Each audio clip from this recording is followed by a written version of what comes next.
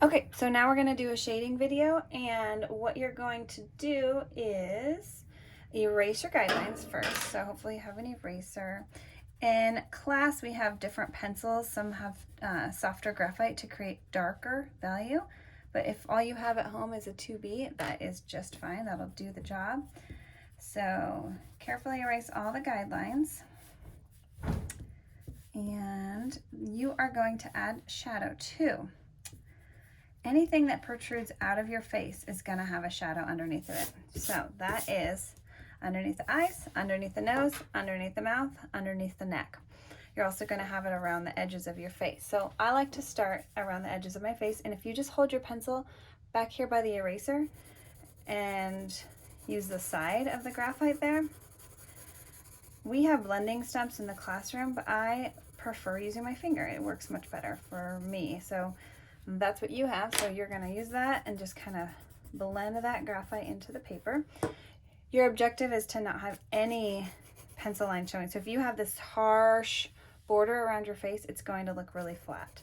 So make sure if you have that, all you have to do is value right up next to it and just kind of blend it into the other value here. So you're going to do the side of your face, this side too. I'm just going to show you this side, and then you're going to do the same thing for this side. So under the eye, you can put little eye wrinkles. Everybody has them. And then there's shadow under here. Sometimes I just do this whole side U shape and blend that in.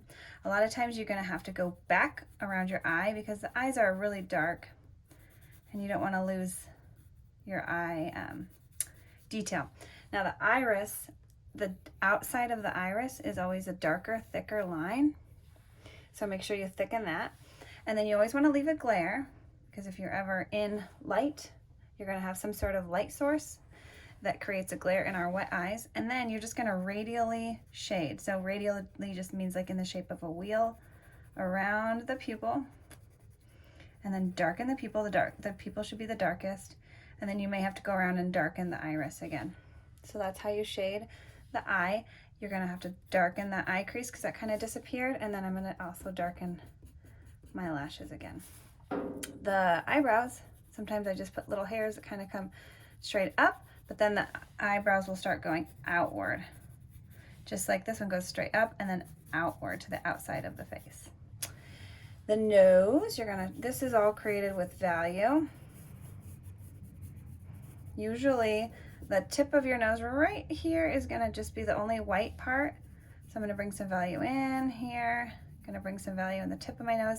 Sometimes my value just looks like scribbles until I blend it and then it smooths it out. I'm going to darken this part and put some value over here.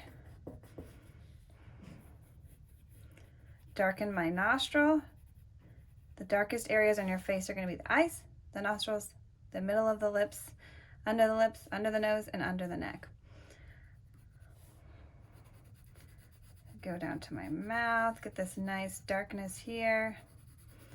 Darken that lip. If you want to get fancy, you can sometimes, if lips are glossy, they might have a little bit of a highlight there. And you can also kind of draw some lines going up to get that realistic look.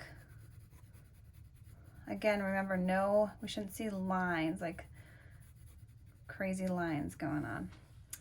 And then we've got underneath. Sometimes people want to draw this little divot under the nose, but definitely give some value under there.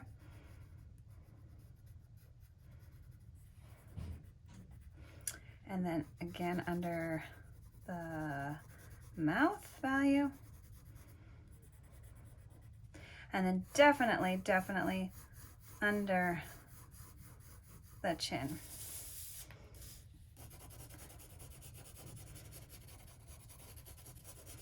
If you shade really messy, it's not as easy to blend. If you keep it kind of closer together and your finger's just a little bit sweaty, it's nice because then it will blend it a little bit better too. And then I'm gonna bring this line. Sometimes you want a line, but you definitely don't want a line around the whole part of your face. You can also sometimes add a little line there depending on what the chin looks like.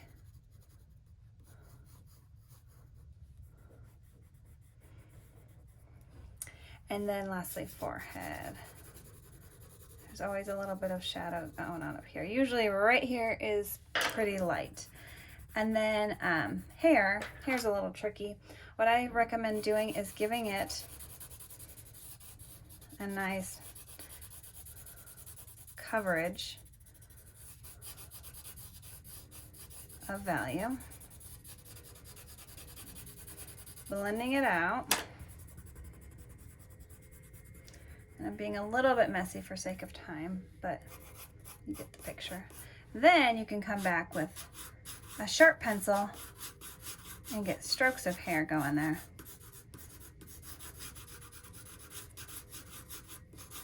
I like to turn my pencil because a lot of times when you're doing this, you'll sharpen one side of it, and then if you twist your pencil, it'll give you better lines. And then you can take your eraser and you can erase out little highlights.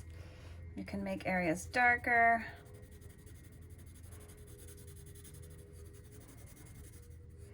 Get all fancy. All right, so that is what I want you to do. I want you to have first a portrait with all the guidelines, and then erase the guidelines and shade it. So if you would just take a picture of it before it's shaded with all the guidelines, and then after it's shaded, and send it to me.